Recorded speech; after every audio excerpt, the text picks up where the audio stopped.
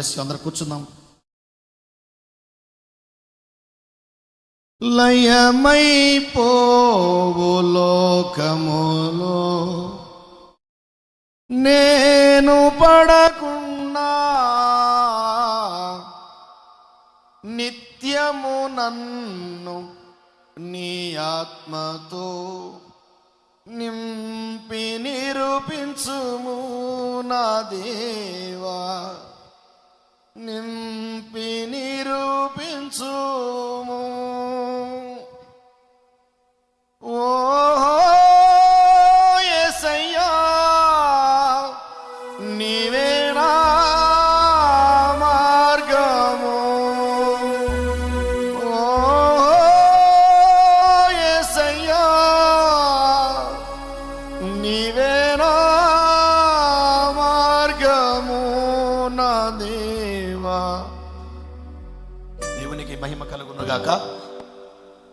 గుడిచిన మీ అందరికీ ప్రభువు నామంలో వందనాలు తెలియజేస్తూ ఉన్నాను. మీ అందరికీ వర్తమానాన్ని ధ్యానం చేద్దాం.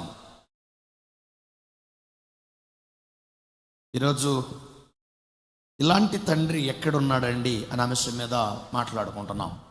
యెషయా గ్రంథం 35వ అధ్యాయం 3వ వచనాన్ని ధ్యానం చేద్దాం. యెషయా గ్రంథం 35. బలపరచుడి, సడలిన చేతులను బలపరచండి, తొట్రిల్లు మోకాళ్ళను దృఢపరచుడి. యెషయా గ్రంథం 35వ అధ్యాయం 3 నుంచి 6 వచనాలు చదువుతారు. జాగ్రత్తగా వినండి. తత్తరిల్లు హృదయముతో ఇట్లనుడి. యెషయా గ్రంథం ఆది కాండం కాదు, యెషయా గ్రంథం 35వ అధ్యాయము. ఈరోజు వర్తమానం క్లుప్తంగానే చెప్తాను, జాగ్రత్తగా ఆలోచించాలి. అందరు కూడా స్క్రీన్ మీద మీకు రెఫరెన్స్ కూడా ఇవ్వబడుతుంది, జాగ్రత్తగా నోట్ చేసుకోండి. 35వ అధ్యాయం 3 నుంచి 6 వచనాలు భావంగా చదవాలని కోరుతున్నాను. వాక్యం రైట్. సడలిన చేతులను బలపరచుడి, తొట్రిల్లు మోకాళ్ళను దృఢపరచుడి, తత్తరిల్లు హృదయముతో ఇట్లనుడి. భయపడక ధైర్యముగా ఉండుడి. ప్రతిదండన చేయుటకై మీ దేవుడు వచ్చుచున్నాడు. ప్రతిదండనను దేవుడు చేయదగిన ప్రతికారమును ఆయన చేయును. ఆయన వచ్చి తానే మిమ్మను రక్షించును.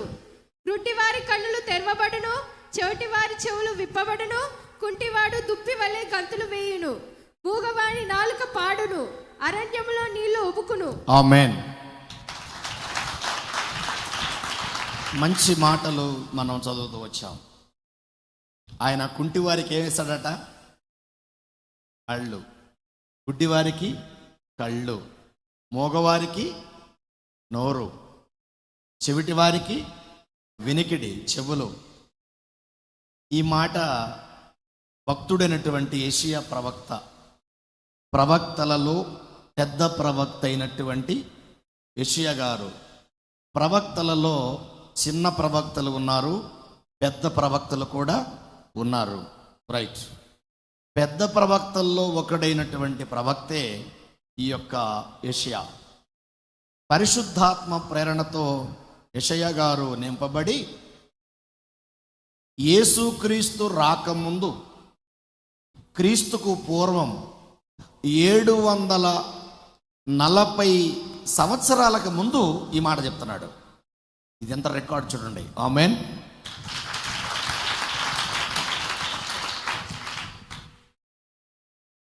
ఏడు 740 సంవత్సరాలకి పూర్వం యేసుక్రీస్తు రాబోతున్నాడు.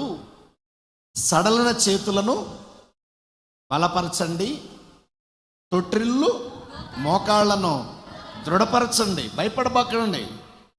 ఒక ఆయన రాబోతున్నాడు. మీరు దిగులు పడకండి. కుంటివారికి చూపు వస్తుంది, కుంటివారికి నడకొస్తుంది, గుడ్డివారికి చూపు వస్తుంది, మోగవారికి వినికిడి నోరొస్తుంది. కాబట్టి సోలిపోవద్దు, అలసిపోవద్దు అని మాట్లాడుతున్నాడు. ప్రియమైన దేవుని పిల్లలారా, క్రీస్తుకు పూర్వం 700 సంవత్సరాలకి ముందే ఈ మాట రాస్తున్నాడంటే ఇది చిన్న విషయం కాదు. ఎంత గొప్ప మాట చెప్పండి. ఇంతకీ ఈ పదం యెషయా గారు ప్రవచించింది ఎప్పుడని చెప్పాను మీకు? క్రీస్తుకు పూర్వం 700 ఈ లెక్కేసుకోండి, డబ్బులు అయితే లెక్కేసుకుంటారు కానీ ఇది కూడా లెక్కేసుకోండి. ఇది కూడా మీకు ఇచ్చిన డబ్బుల్లాగా లెక్క పెట్టి ఎంత ఇచ్చాను ఇప్పుడు మీకు నేను? 740 అనుకోండి. 740 మీకు ఇచ్చాను అనుకోండి. ఇప్పుడు మీకు అర్థమవుతుంది, ఎందుకంటే డబ్బు మీద ఉన్న మోజు వాక్యం మీద ఉండదు కాబట్టి డబ్బు మీద ఒక పెట్టాను. 740 సంవత్సరాల ముందే ఇక్కడ ప్రవక్త మాట్లాడుతూ ఉన్నాడు. ప్రియ దేవుని పిల్లలారా, యేసుక్రీస్తు రాకముందే యేసుక్రీస్తు ప్రభుల వారిని గురించి చెప్పడం ఎంత విచిత్రం అండి. అది చెప్పాలి అంటే అది పరిశుద్ధాత్మతో నింపబడితే తప్ప అది నరునికి అసాధ్యం. ఆమేన్, అవునా కదా? కాబట్టి ప్రియమైన దేవుని పిల్లలారా, ముందుగానే చెబుతున్నాడు. అందుకే ఆయన ఎందుకు ఈ మాట చెప్పాడు, అసలు ఇది ఎక్కడ జరిగింది? యోహాను సువార్త తీయండి. యోహాను గారు రాసిన సువార్త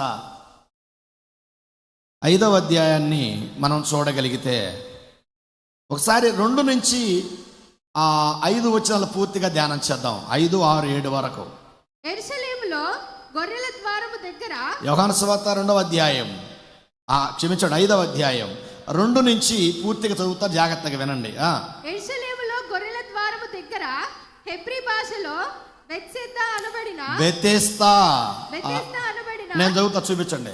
బెతెస్దా అనబడిన యొక్క కోనేరు కలదు, దానికి 5 మంటపములు కలవు. నెక్స్ట్, ఆయా సమయములకు దేవదూత కోనేట్లు దిగి నీళ్లు కదలించుట కలదు. నీరు కదలింపబడిన పిమ్మట మొదట ఎవడు దిగునో వాడు ఎట్టి వ్యాధి గలవాడైనను బాగుపడను. కనుక ఆ మంటపములలో రోగులు, లెక్క పెట్టుకోవాలి ఇక్కడి నుంచి మీరు, మిగతా వాళ్ళు, గుడ్డివారు, కుంటివారు, ఓస కాలు చేతులు గలవారు గుంపులుగా పడి ఉండిరి. 6వ వచనం, అక్కడ 38 ఏండ్ల నుండి వ్యాధి గల ఒక మనుషుడు ఉండెను. ఆమేన్. ఎన్నేళ్ల నుంచి ఉన్నాడు ఈ మనిషి? 38 సంవత్సరాల నుంచి ఉన్నాడు. దీనికి ముందుగా మీ అందరికీ ఒక మాట చెప్పాలి. 38 ఏళ్ల నుండి వ్యాధి గల యొక్క మనుషుడు ఉండెను. బెతెస్దా అనబడిన ఒక కోనేరు కలదు, దానికి ఎన్ని మంటపములు అన్నాడు? 5 మంటపములు ఉన్నాయి. 5. నేను జాగ్రత్త గుర్తుపెట్టుకు ఈరోజు పాఠం. పరిశుద్ధాత్మ దేవుడు మీ అందరికీ సహాయము చెయ్యునుగాక. ఆమేన్. ఇక్కడ బెతెస్దా ఒక కోనేరు ఉంది. ఈ కోనేరు దగ్గర చుట్టూ 5 మంటపములు ఉన్నాయి. ఒక దేవదూత ఆ కోనేరులో దిగి నీళ్లు కదిలించుట కలదు. ఆయా సమయములు అన్నాడు అక్కడ బైబిల్లో, అవునా? ఆయా సమయములని ఎప్పుడు పడితే అప్పుడు నీళ్లు కదిలించదు. దేవదూత కోనేటిలో దిగి నీళ్లు కదిలించు సమయం చూసినప్పుడు ఒక్కడే దిగాల. అందరూ మాత్రం ఇది గుర్తుపెట్టుకోవాలి పాఠం. ఆ నీళ్లు కదిలింపబడినప్పుడు ఒక్కడే అందులో దిగాలి. ఆ నీళ్లు కదిలించుట కలదు. మొదట ఎవడు దిగనో వాడు ఎట్టి వ్యాధి గలవాడైనను బాగుపడును. ఆమె దీనికి ఎట్టి సపడి ఉంటా సరే, ఎట్టి వ్యాధి గలవాడైనా సరే బాగుపడతాడు. కుంటోడు కానీ, గుడ్డోడు కానీ, చెవిటోడు కానీ, ఓస చేయగలవాడు కానీ, పక్షవాతం కానీ, కుష్ఠరోగి కానీ, Dangi, malaria, swine flu, corona, అది ఏదైనా సరే దేవదూత నీళ్లు కదిలించినప్పుడు ఆ కదిలిన వెంటనే అందరూ దిగాలి. నాకు నచ్చిన మాట ఇంకోటి ఉంది అక్కడ. దేవదూత నీళ్లు కదిలిస్తాడు అన్నాడా? దేవదూత ఆ కోనేరులో దిగి నీళ్లు కదిలిస్తాడనుందా? నేను మాట్లాడే ప్రతి మాట మీరు కొంచెం లోతుగా ఆలోచన చేయాలి. సింపుల్గా చదివితే అర్థం కాదు. నీళ్లు కదిలించలేదు, దేవదూత కోనేరులో దిగుతాడు. దిగిన తర్వాత నీళ్లు కదిలిస్తాడు. ఇంతగా ఆ ప్లేస్ పేరు ఏం పెట్టాడో తెలుసా? బెతెస్దా అన్నాడు. చెప్పండి ఒకసారి. ఈరోజు ఈ పాఠం మొత్తంలో ఇది ఒక్కటి మీకు అర్థం కాలేదనుకోండి, కోపం మునిగిపోయినట్టు మీ అందరికి కూడా. ఇందా డబ్బు లెక్క పెట్టినారు కదా, 500, 740 ఏంటిదే? చెప్పు. నీకే చెప్తున్నా, నీకు అర్థమైంది. నిన్నే చెప్తే నీకు అర్థమైపోయింది, నువ్వు చెప్పాలి నాకు. ఓకే, 700 నేర్చుకోండి వాక్యాన్ని బాగా. 740 సంవత్సరాల ముందే చెప్పాడు. వడలిన చేతులు బలపరచండి, సడలిన మోకాళ్ళు దృఢపరచండి, గుడ్డివారు భయపడమాకండి, మగవారి నోరు వస్తుంది, గుడ్డివారి చూపు వస్తుంది, గుడ్డివారికి నడక వస్తుంది, చెవిటి వారికి వినికిడి వస్తుంది, అరణ్యములో నీళ్లు బయలుదేరన్నాడు. ఈ మర్మం ఏంటో చెప్తా ఇప్పుడు వినండిక. నీళ్ళు వచ్చినాయా? రైట్. ఇక్కడ 38 సంవత్సరాల నుండి ఆ కోనేరు దగ్గర ఒకడు పడి ఉన్నాడు. ఎన్నేళ్ళు? ఏమంటే 38 అంటే మీకు ఒక మాట చెప్తా. ఆ కోనేరు దగ్గర 38 సంవత్సరముల నుండి వాడు పడి ఉన్నాడు. కానీ వాడిని దించినోడు ఎవడు? వా, ఇదంతా ఆశ్చర్యం అండి. అవునే 38 ఏండ్లు అంటే 38 ఇయర్స్. అన్ని సంవత్సరాల నుండి వాడు అక్కడ పడి ఉంటే, ఆ కోనేరు చాలా పెద్దది. యెరూషలేముకి ఉత్తరం వైపున ఇది ఉంటుంది, బాగా గుర్తుపెట్టుకోవాలి. యెరూషలేముకి ఉత్తరం వైపున ఉంటుంది ఇది. ఈ కోనేరు చాలా పెద్దది. అది గొర్రెల ద్వారము గుండా వెళ్ళాలి ఎవరు వెళ్ళినా కానీ ఈ యొక్క బెతెస్దా కోనేరు దగ్గరికి. ఇంతకీ గొర్రెల ద్వారం అని ఎందుకన్నాడు తెలుసా? ఇశ్రాయేలులందరూ పాపము చేసినప్పుడు యాజకుడు దగ్గరికి ఒక గొర్రెలను తీసుకొని వెళ్ళినప్పుడు ఆ పొటేలునో గొర్రెనో పాప పరిహారార్థ నిమిత్తమై వాళ్ళు ఆ పొటేలుని ఆ గొర్రెని అక్కడ వధిస్తారు. ఆ పొటేళ్ళన్నిటిని కూడా అక్కడ కట్టేస్తూ ఉంటారు. దానిని ఏమన్నాడు? గొర్రెల ద్వారం అన్నాడు. అది మీరు మొదటి నుంచి చదివితే మొత్తం వస్తుందండి. మీరు 5వ అధ్యాయం ఇంటికి వెళ్ళి యోహాను సువార్త 5వ అధ్యాయం మొదటి నుంచి అంతా చదువుకోండి, మొత్తం తెలిసిపోద్ది. ఇప్పుడు వాక్యం మెడలెత్తి వినండి, తలెత్తి వినండి. రైట్, బాగుంది కదా, మంచిది. ఇప్పుడు ఆ గొర్రెల ద్వారము గుండా లోపలికి వస్తే బెతెస్దా కోనేరు కలదు. దాన్ని కోనేటి అన్నాడు బైబిల్లో, కోనేరు అన్నాడు, రెండు ఒకటే. దీనికి ఎన్ని మంటపములు ఉన్నాయి? ఆమెన్, దేవునికి స్తోత్రం. అలా చెప్పేవాళ్ళు అంటే దేవుడికి చాలా ఇష్టం, యాకోబుకి కాదు. ఆమెన్. 5 మంటపములు ఉన్నాయి. 5 మంటపములు ఉన్నాయి. వీటిని తర్వాత చెప్తాను. సరే, మొత్తానికైతే 38 ఏళ్ల నుండి వాడు అక్కడే పడి ఉన్నాడు. ఏ ఒక్కడు కానీ వానిని ముట్టుకున్నవాడు కానీ పట్టుకున్నవాడు కానీ, ఇంకా విచిత్రం ఏంటంటే ఆ నీటిలోకి వాడిని దించాలంటే వాడిని 2 కాళ్ళు 2 చేతులు పట్టుకొని జాగ్రత్తగా దించాల. ఒకవేళ దించుదాం అనుకో, ఎవరొకరు దించుతారని వాడు 38 ఏళ్ల నుండి వాడు అక్కడ ఉన్నాడు. విచిత్రం ఏంటంటే దేవదూత ఆ బెతెస్దా కోనేటిలో దిగి నీళ్లు కదిలించేటప్పటికే వీడు దిగబోయి ఎట్టగట్టు నెట్టుకుంటూ పాకుతూ అందులో దిగేటప్పటికి వాడు చూడటం బాగా చూస్తున్నాడు. మళ్ళీ వాడు చూడటం బాగానే చూస్తున్నాడు. ఎప్పుడు దిగుతామా? ఎందుకంటే వాడు 38 ఏళ్ల నుంచి ఉన్నాడంటే వాడికి ఎంత ఆసక్తి ఉంటుంది. ఆమేన్.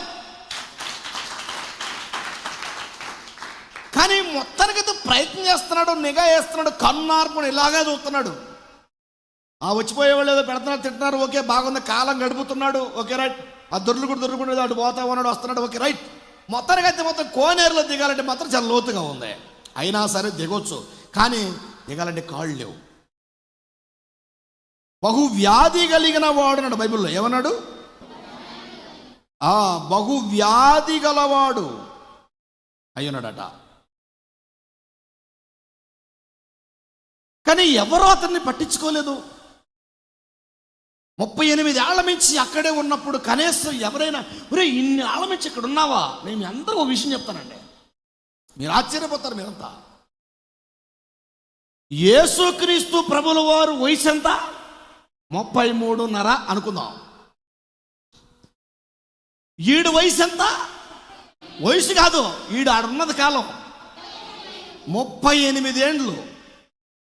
ఉదాహరణకి యేసుక్రీస్తు ప్రభుల వారు వయసే 33.5 అంటే యేసుక్రీస్తు వయసు కంటే కూడా ఎక్కువ కాలం వాడు అక్కడే ఉన్నాడండి. అబ్బా, ఆమేన్. అర్థమైందా మీకు? ఈ మర్మం మీరు గమనించండి. యేసుక్రీస్తు ప్రభుల వారి వయసు ఎంత?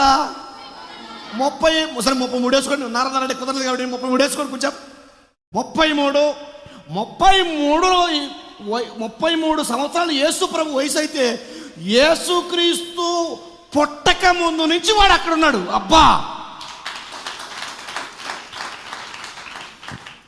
నేను ఈ మాట చదవగానే ఇంటికాడ మర్చిపోయింది నాకైతే. నేను ఇదే ఆలోచన చేశా. నిజం. ఏం ఆలోచన చేశానంటే, ఒరే నాయన, వీడు ఓపిక ఏంటి, వీడి సహనం ఏంటి, వీడి దీర్ఘశాంతం ఏంటి, వీడి దయాళత్వం ఏంటి? అవునా కాదా? ఆరాధనకు వచ్చారనుకోండి, 1 గంట సేపు వాక్యం చేస్తే బాగుండు. సాయంత్రం దాకా చెబుతా అనుకోండి, టాయిలెట్ మీద వంకబెట్టో కాలు గీక్కో చెయ్యి గీక్కో మెల్లగా పోతారా పోరా? డోర్ వేసినా కానీ అడిగి డోరు తీసి బయటికి పోతారు. అవునా కదా? కానీ వీడు 38 సంవత్సరాల నుంచి అక్కడే ఉన్నాడు. పట్టించుకున్నవాడు లేడు, ముట్టుకున్నవాడు లేడు, వాడిని తాకినోడు లేడు, వాడిని ఆదరించినోడు లేడు, వాడి గురించి పరమచించినోడు లేడు, వాడి మంచి గురించి, వాడి బాగోగుల గురించి ఆలోచించినోడు లేడు. వాడు వేదన పడుతూ ఉన్నాడు. దేవదూత కోనేట్లో దిగి నీళ్లు కదిలించుట కలదు. మొదట ఎవడ దిగిన వాడు ఎట్టి వ్యాధి గలవాడైనను బాగుపడతాడు. కానీ ఎవరు వాడిని పట్టించుకోలేదు. అప్పుడు యేసుక్రీస్తు ప్రభుల వారు, అది పస్కా పండుగ దినమందు, అనగా పర్ణశాల గుడారాల పండుగ, ఆ పస్కా పండుగ దినమందు నా ప్రభు అయినటువంటి యేసుక్రీస్తు ప్రభుల వారు అక్కడికి రావటం జరిగింది. ఆమేన్.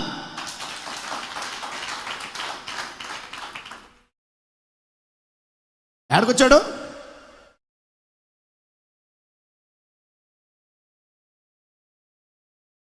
యేసుక్రీస్తు ప్రభుల వారు యెరూషలేముకు వచ్చాడు.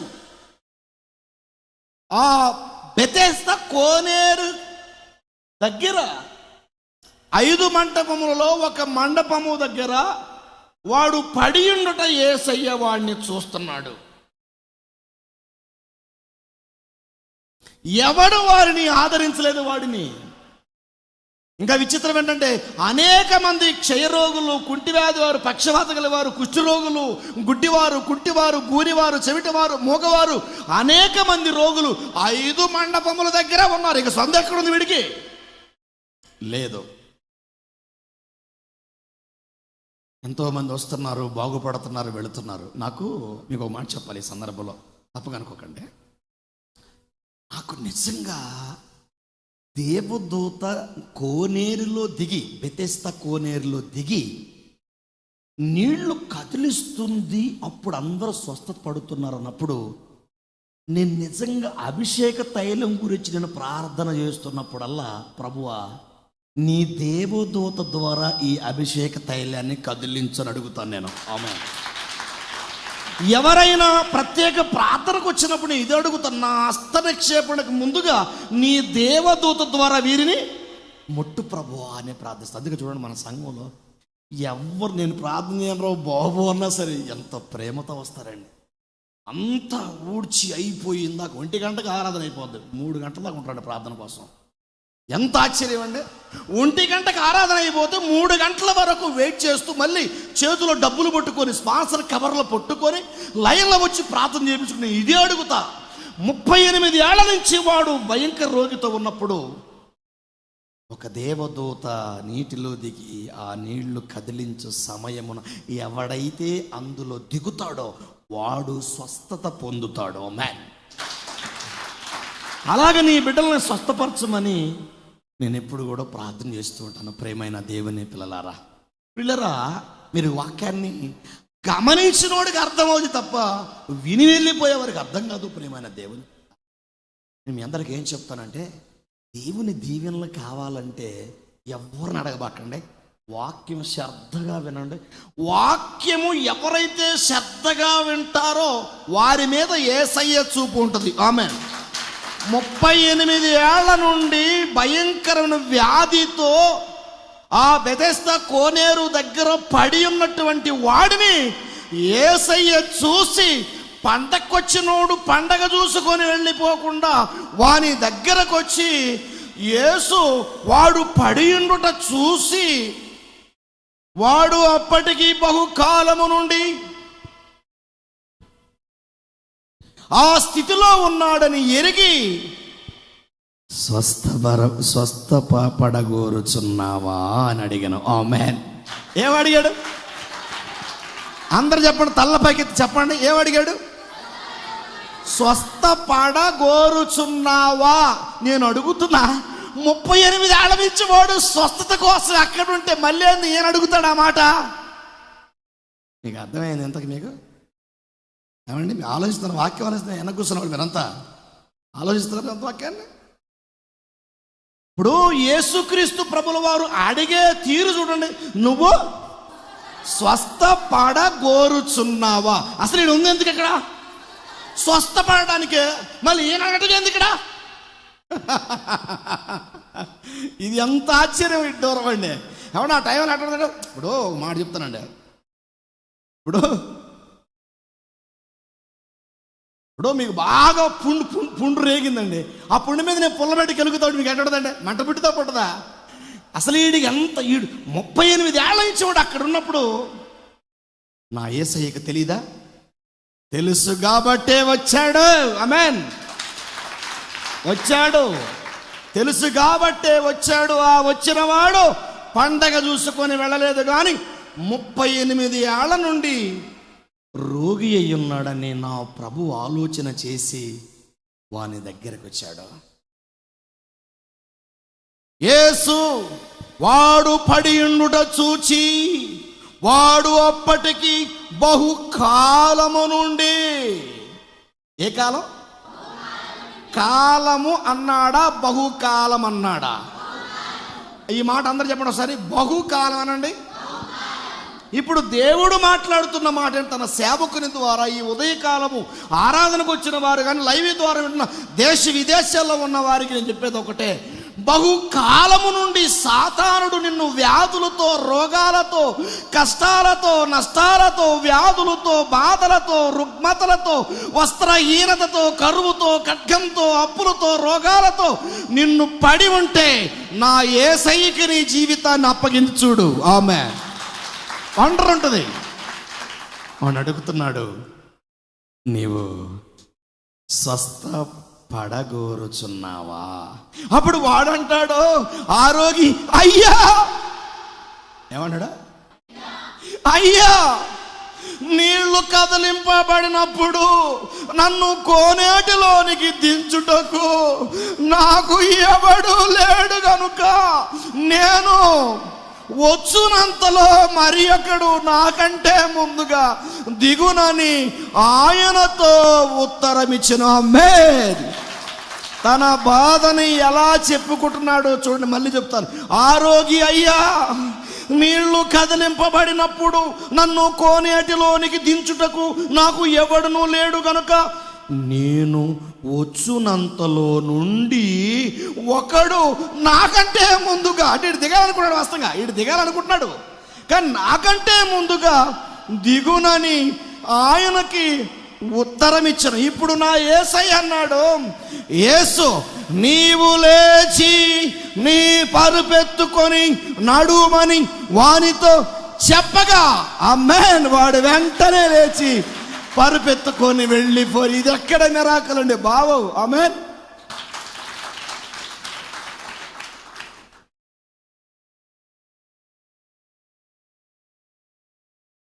వా, ఇది ఎలా ఉందంటే పిల్లికి దొబ్బ దొరికితే ఎలా ఉందో అలా అంతకంటే ఎక్కువ ఉంది ఇది. ఎలా ఉంది ఇది? పిల్లికి. ప్రియ దేవుని పిల్లలారా, అసలు వాడికి వాడికి వాడికి వాడికి ఎంత కరుణ పండి ఉండాలి అక్కడ. 38 ఏళ్ల నుండి నన్ను ముట్టుకున్నవాడు లేడు, తాకినోడు లేడు, పట్టుకున్నవాడు లేడు, దించినోడు లేడు, నా గురించి అడిగినోడు లేడు. నా ప్రభు అయిన యేసుక్రీస్తు వారు వచ్చి నన్ను స్వస్థపరిచాడు అన్న నమ్మకం లేకుండా వాడు స్వస్థత పొంది పారిపోయాడు అక్కడి నుంచి. మీరేదో చెబుతా అనుకున్నారు కదా మీరు.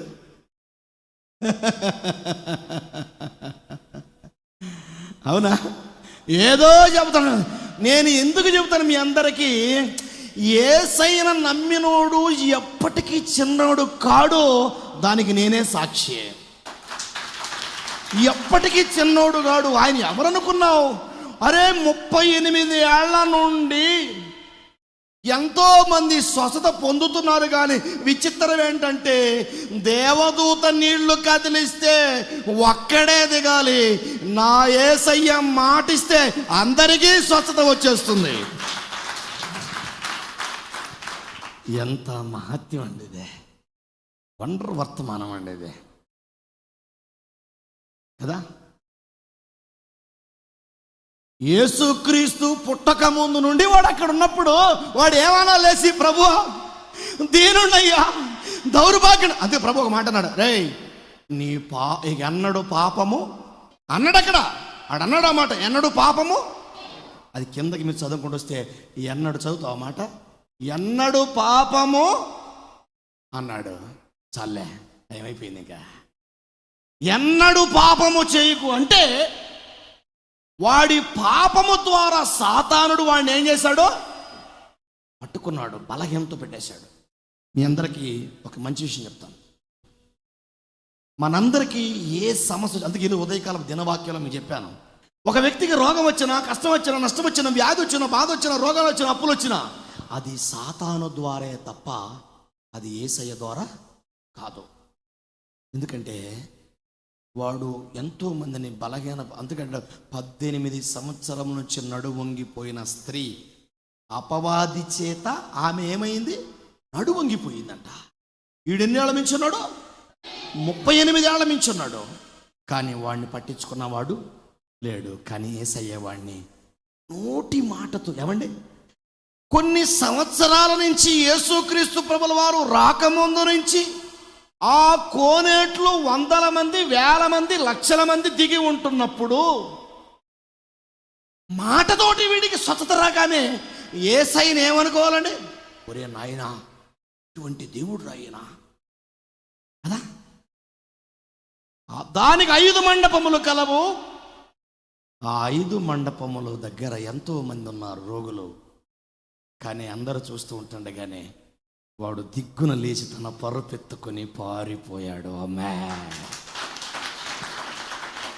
ఇదే ఏషియా ప్రవక్త క్రీస్తుకు పూర్వం 740 సంవత్సరాల ముందే రాశాడు. ఏమని రాశాడో తెలుసా? సడలిన చేతులను బలపరచండి,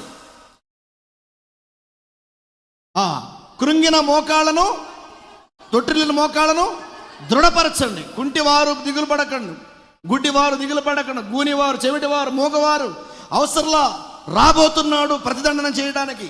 సాతాను బంధకాలతో, సాతాను శక్తులతో, శుద్ధర శక్తులతో, గడసర్ప శక్తులతో, పొలిమేర శక్తులతో, మానవ శక్తులతో, చీకటి శక్తులతో, చేతబడి, సిల్లంగి, బాణమతి, ప్రతివిధమైన శక్తులతో బంధించబడి మీరు ఉంటే ప్రతిదండన చేయడానికి రాబోతున్నాడు యేసయ్యని యేసు ప్రభు రాకముందే 740 సంవత్సరాల ముందే రాశాడు. అది ఈ వాక్యం. ఆమేన్.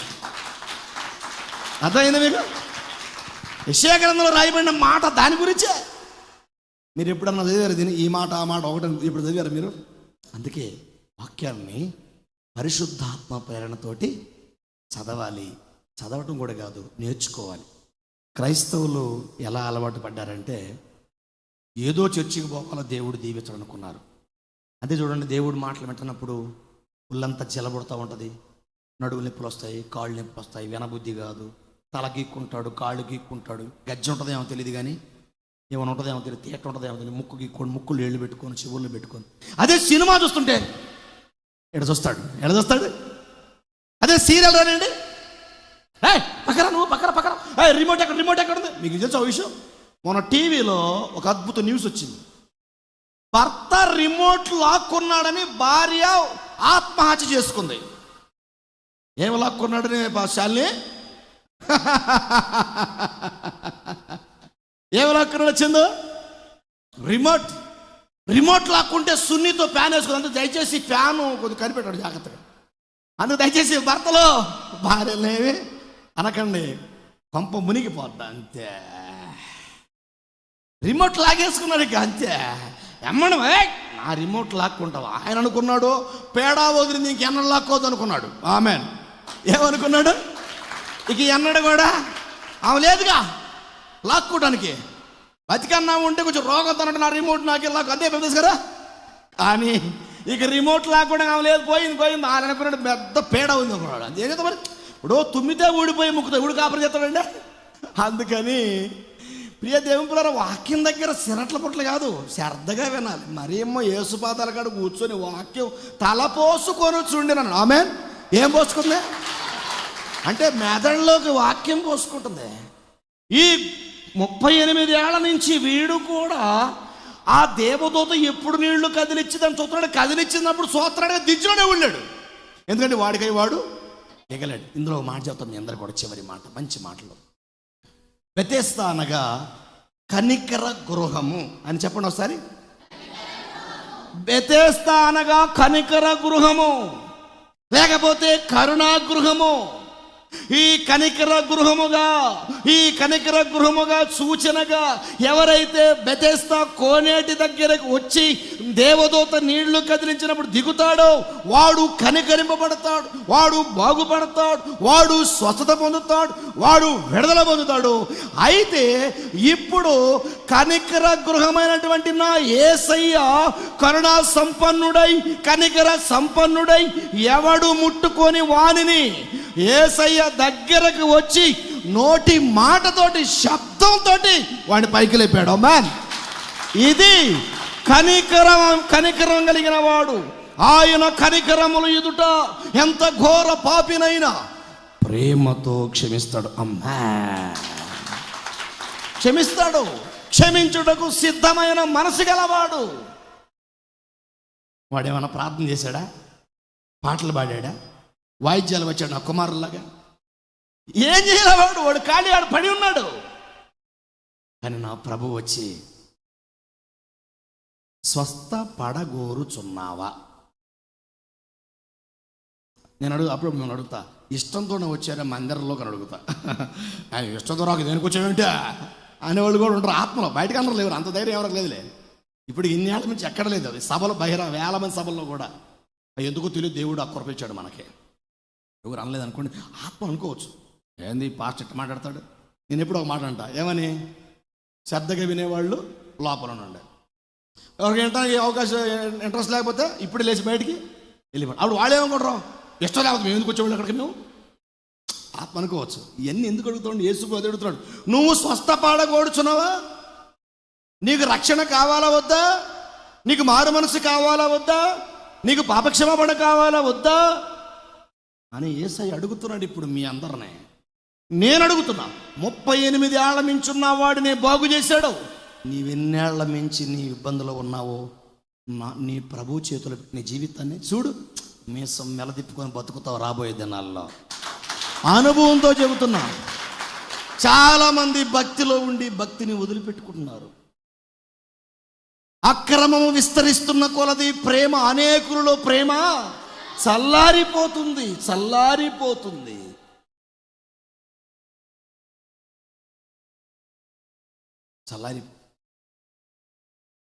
అందుకే యేసయ్య అడుగుతున్నాడు, నీ జీవితాన్ని నాకు. అసలు యేసయ్య ఎలాంటోడు, ఎటువంటి కనికరం కలిగిన వాడో కొన్ని మాటలు చూపిస్తాం మీ అందరూ కూడా చూద్దాం. హోషేయ గ్రంథము 6వ అధ్యాయము 6వ వచనాన్ని మీరు చూస్తే, నేను బలిని కోరును గాని కనికరమునే కోరుచున్నాను. ఆమేన్. మత్తయి సువార్త 20వ అధ్యాయములో 34వ వచనం మీరు చూస్తే, కాబట్టి యేసు కనికరపడి వారి కన్నులు ముట్టెను. ఆమేన్. కనికరపడి వారి కన్నులు ముట్టాడు. వెంటనే వారి దృష్టి పొంది, చాలు. అంటే కనికరపడ్డాడు, వాడి కళ్ళు గుడ్డాడు. ఆమేన్.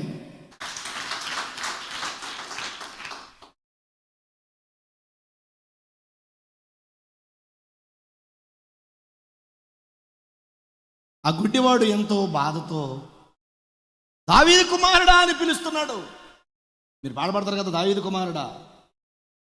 ఆ పాట కంటే కూడా ఇంకో హైలైట్ పాట చెప్పండి. కనులు తెరువుమయ్యా,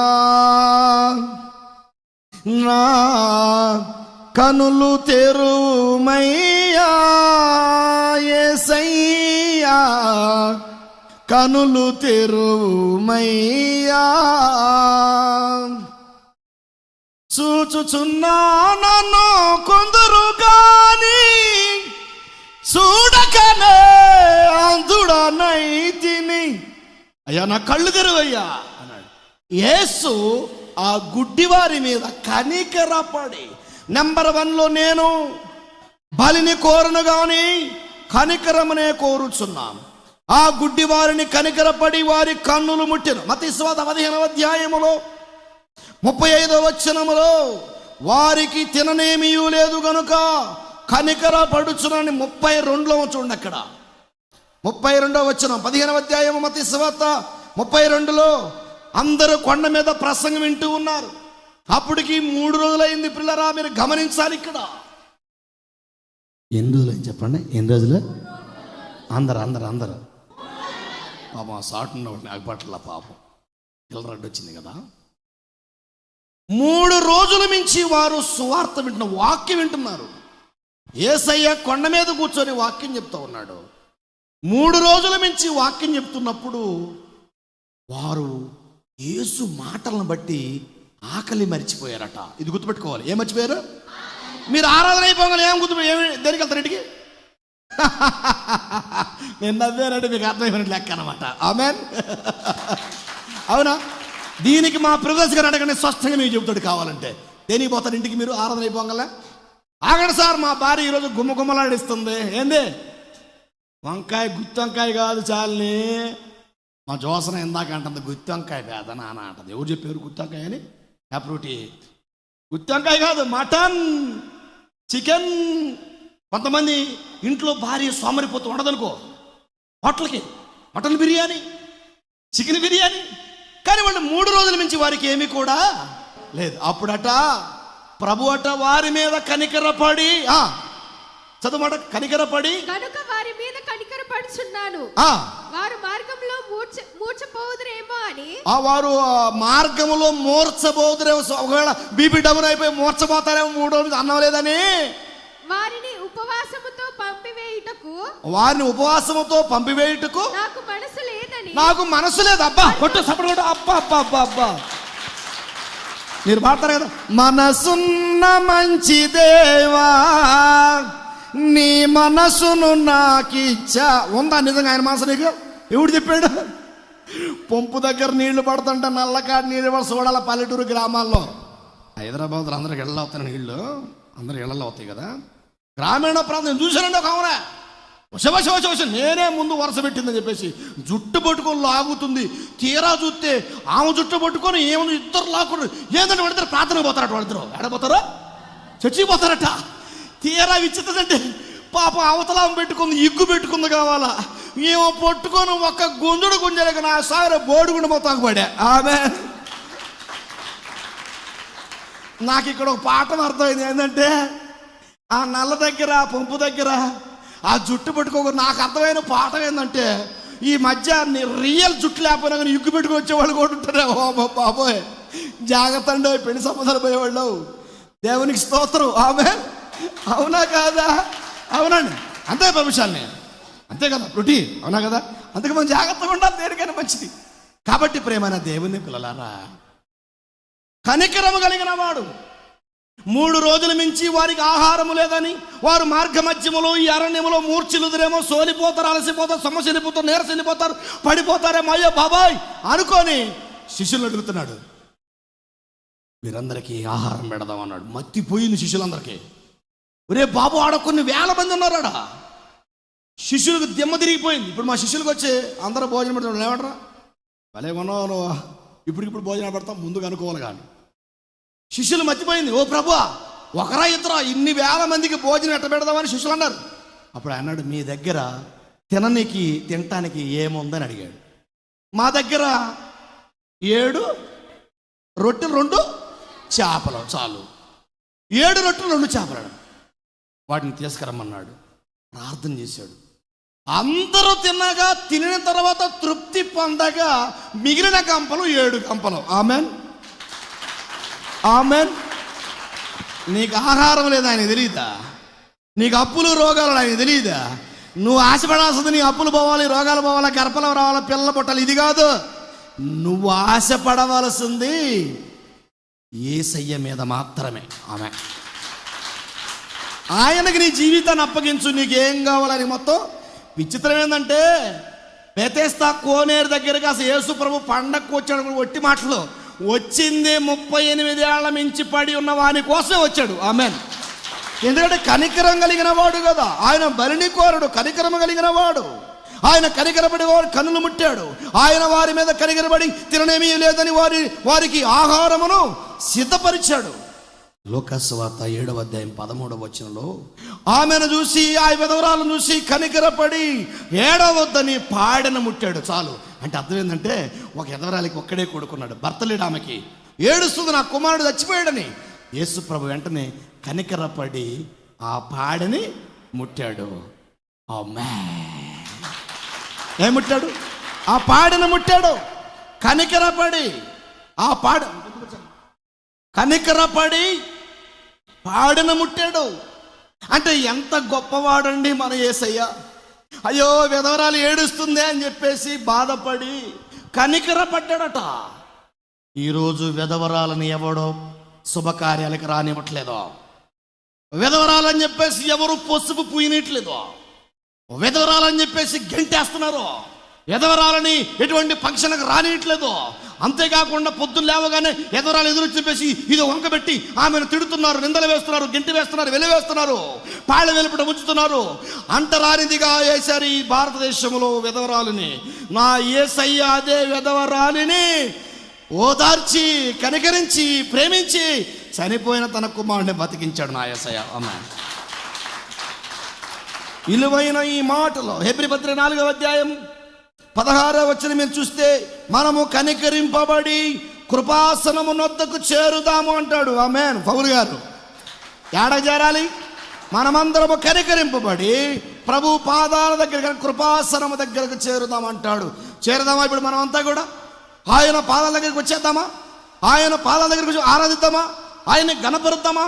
ఆయన్ని పూజిద్దామా?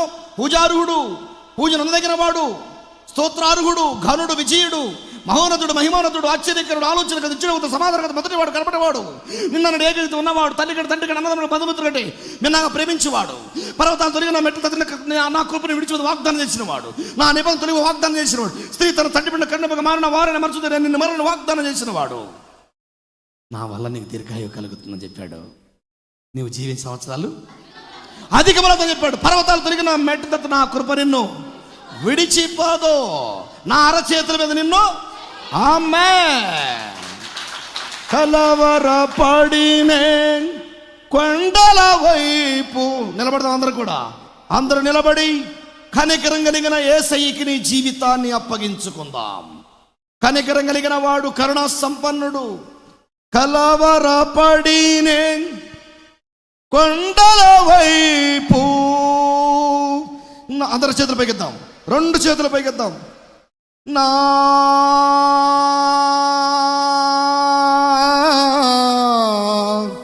కన్నులెత్తుదునా కొండల వైపు, నా కన్నులెత్తి కొదువతో నేను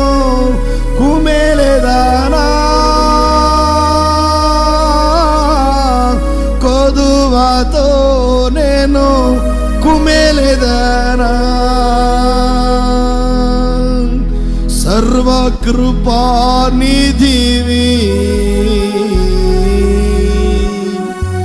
సంపదలో ఘనీవి. అవును, ఆయన సర్వకృపానిధి, సర్వకృపానిధివి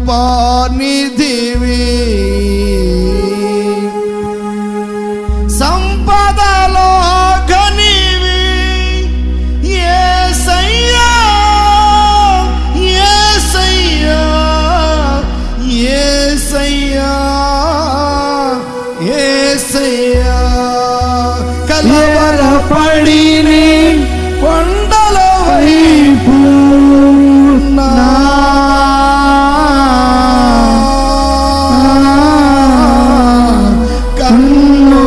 కన్నులెత్తుదునా.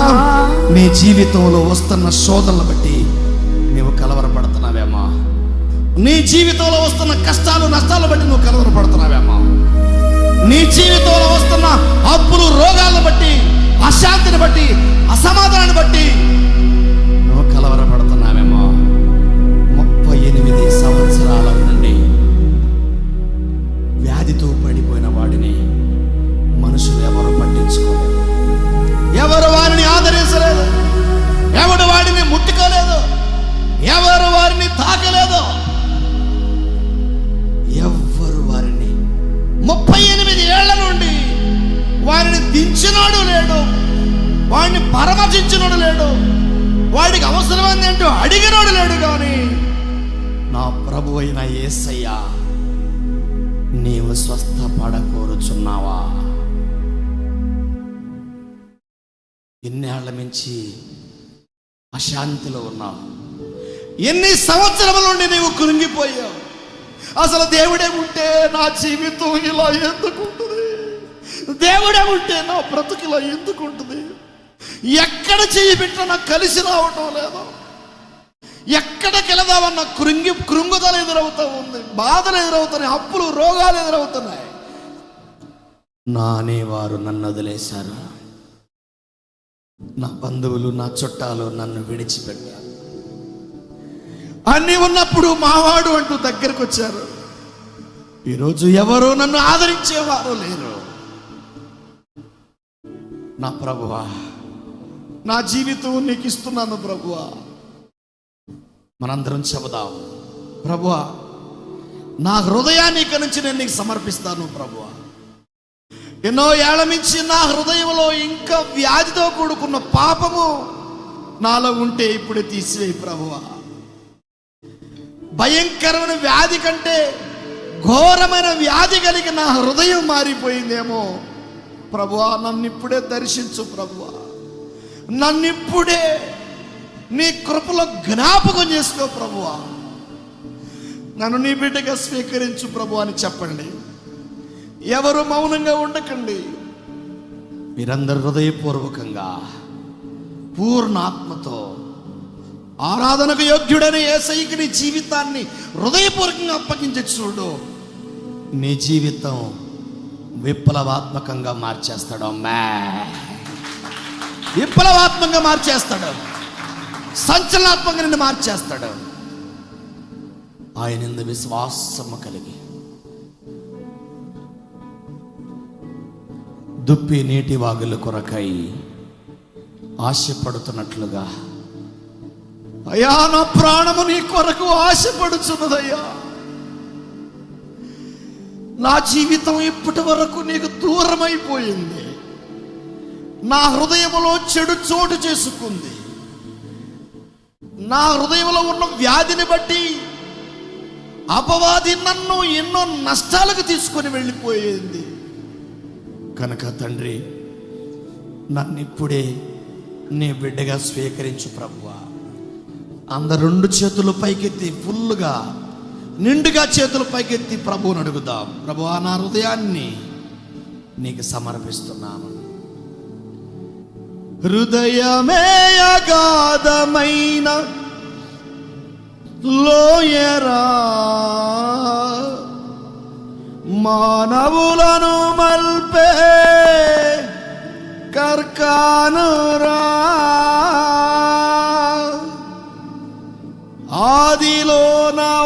పడిన వారోయలో. మౌనంగా ఉండకూడదు, స్తుతించు ప్రభువుని. ఆయన చేసిన మేళ్ళని స్తుతించు, ఆయన ఆరాధించు. ఆదామును దిగజార్చెను ఆలోయలో, ఆదిలో నవ్వ పడెను ఆలోయలో. నువ్వు ఏ లోయలో పడ్డావో ఆలోచించుకో. పరిశుద్ధాత్మ దేవుడు నేను అడుగుతున్నాడు, త్రాగుడని లోయలో పడ్డావా? సిగరెట్లు, బిడిలు, పాన్పర, గుట్కా, చెడు వ్యసనానికి లోనైపోతున్న లోయలో నువ్వు పడ్డావేమో. ఇంకా వ్యభిచారానికి అలవాటు పడ్డావేమో. వ్యభిచారానికి అలవాటు పడి భర్తకి మోసం చేసి దేవుని సన్నిధికి దూరం అయిపోయి దేవుని కళ్ళు కప్పుతూ పాపం చేస్తున్నావేమో. జాగ్రత్త. నీ భార్యకి తెలియకుండా నీవు ఇంకా పాపాన్ని జుర్రుకుంటూ లోయలో పడిపోయావేమో. పాపానికి అమ్ముడిపోయి పాపంలో కొట్టిమిట్లాడుతున్న జిగడగల దొంగ నాశనానికి గుంట్లు ఇరకపోతే ప్రభు అడుగుతున్నాడు, ఆదిలో నవ్వ పడెను ఆలోయలో, ఆదామును దిగజార్చెను ఆలోయలో. మదన పడక మారు మనసు తుదకు వేడుమా, హృదయమిచ్చి శిరసు వంచి ప్రభుని వేడుమా. ప్రియ బిడ్డ, నీ హృదయాన్ని ప్రభుకి ఇవ్వగలవా? నామకార్థ క్రైస్తవుడుగా మందిరానికి వచ్చావేమో. దేవుడు కావాలి, లోకంలో ఉన్న చెడు వ్యసనాలు కావాలనుకుంటే నీకేం కాదు, నువ్వు చేసే పాపానికి నీ కుటుంబం బలైపోద్ది. పాపం పరిపక్వమై మరణాన్ని కంటుందంట. దురాశ గర్భము ధరించి పాపమున కనగా పాపం పరిపక్వమై మరణాన్ని కంటుందంట. నీ కుటుంబము సర్వనాశనం కాకూడదు. నువ్వు ఆశీర్వాదానికి వారసుడిగా, వారధురాలుగా నీ ఉండాలని యేసయ్య ఈ లోకానికి వచ్చాడు. నీ కొరకు సిలువేయబడ్డాడు, ప్రాణం పెట్టాడు, తన పరిశుద్ధ రక్తాన్ని నీ కొరకు చిందించాడు. నాతో పాటు ఈ ప్రార్థనలో అందరూ కూడా ఏకీభవిస్తూ ఆయన్ని కొనియాడదాం. పరిశుద్ధుడైన మా తండ్రి, పరిశుద్ధ గ్రంథంలో మీరు రాయించిన మీ మాటలను బట్టి కోట్లాది స్తోత్రం. మా జీవితాల్లో కూడా ఎన్నో ఏళ్ల నుంచి మేము కూడా భయంకర వ్యాధులతో, పాపాలతో, చూపుల్లో, మాటల్లో, క్రియ, నడకలో, ప్రవక్తలు, దేవుల మా పడకలో నీకు ఆయస్కరంగా జీవిస్తే మనం క్షమించు ప్రభువా. ఈరోజు ఎంతోమంది వాక్యం వింటున్నారు కానీ వాత వేయబడిన వారుగా మారిపోతున్నారు. వాక్యం వింటున్నారు కానీ తమను తాము మోసపుచ్చుకుంటున్నారు. తండ్రి, 38 ఏళ్ల నుంచి వాడు వ్యాధితో ఉన్నప్పుడు స్వస్థత పొందిన తర్వాత యేసయ్యా నన్ను స్వస్థపరిచేవని వాడు స్తుతించలేదు, వాడు ఆరాధించలేదు. 5 మంటపములు కలవు, అనగా 5 గాయములు. యేసు ప్రభు సిలువ వేయబడి 5 గాయములతో, పంచ గాయములతో బలి అయిపోయావు ప్రభువా నా కోసమని నువ్వు ప్రార్థించు. ఆ బెతెస్దా కోనేరనగా కనికరము కలిగిన గృహం. యేసయ్య కనికరం కలిగిన వాడు. కనికరం కలిగిన యేసయ్యని నీ గృహంలోకి చేర్చుకుంటే అంతకు మించిన ఆశీర్వాదం లేదు. వెండి బంగారముల కోసం పాకులాడుతున్నావా? సంపాదన కోసం, పనుల కొరకు, డ్యూటీ కొరకు, ఉద్యోగం కొరకు, చదువుల కోసం పాకులాడుతున్నావా? అయితే వీటన్నిటికంటే ముందుండవలసింది కనికరం కలిగిన యేసయ్య. కనికరం కలిగి గుడ్డివారిని బాగు చేశాడు, కనికరం కలిగి కుంటివారిని బాగు చేశాడు, కనికరం కలిగి కుష్టివ్యాధి ఉన్నవారిని బాగు చేశాడు, కనికరం కలిగి విధవరాలని కరుణించి తన చనిపోయిన కుమారుని పాడె ముట్టి సజీవుడిగా నిలబెట్టాడు. కనికరము కలిగిన వాడు. నీ జీవితం మార్చడం పెద్ద లెక్కే ఉందో చెప్ప. నీ జీవితం అది పెద్ద లెక్కేం కాదు. కాకపోతే నీవు ఆయనకి దగ్గరగా మారాలి. నీ క్రియలు ఆయనకి దగ్గరగా ఉండాలి. నీలో ఇంకా వేషధారణ ఉంటే సాతానుడు నీ యొద్ద నుంచి పారిపోడు. దేవునికి లోబడుడి, అప్పుడు అపవాది మీ యొద్ద నుంచి పారిపోతాడని ఉంది బైబిల్లో.